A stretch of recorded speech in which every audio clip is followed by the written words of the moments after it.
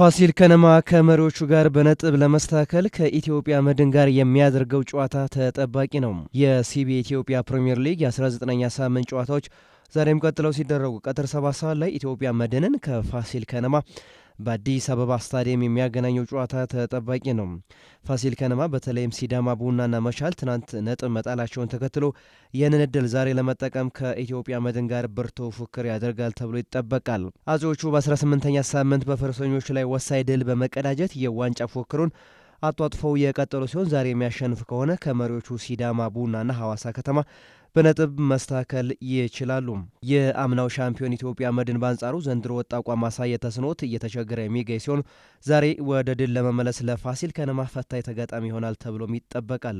ኢትዮጵያ መድን የባለፉትን 4 ጨዋታዎች ማሸነፍ ያልቻለ ሲሆን በ16 ነጥብ 16ኛ ደረጃ ላይ ሲቀመጥ ከወራጅ ቀጥነው ለመራቅ የዛሬውን ጨዋታ የማሸነፍ ግዴታ ውስጥ ገብቷል።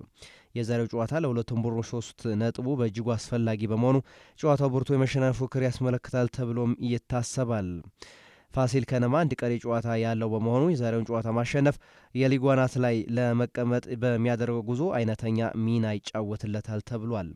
ከዚህ በፊት ሁለቱ ቡድኖች 6 ጊዜ የተገናኙ ሲሆን ፋሲል ከነማ ሁለቱን በማሸነፍ የበላይነቱ ሲይዝ አንዱን ኢትዮጵያ መድን ማሸነፍ ሲችል በቀሪ 3 ጨዋታዎች ደግሞ በአቻ ውጤት ቋጭተዋል።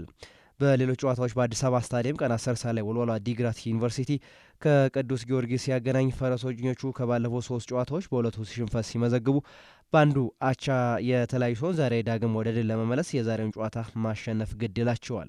ወልዋሎ ዓዲግራት ዩኒቨርሲቲ በአንጻሩ ከበርካታ ጨዋታዎች በኋላ ሀዲያ ሆሳዕናን በማሸነፍ ከድል ጋር በመታረቅ ከሽንፈት ቢያገግምም በ18ኛ ሳምንት በአርባ ምንጭ ከተማ ዳግም ሲሸነፍ ዛሬ ዳግም ወደ ድል ለመመለስ ለቅዱስ ጊዮርጊስ ብርቱ ተጋጣሚ እንደሚሆን ይጠበቃል።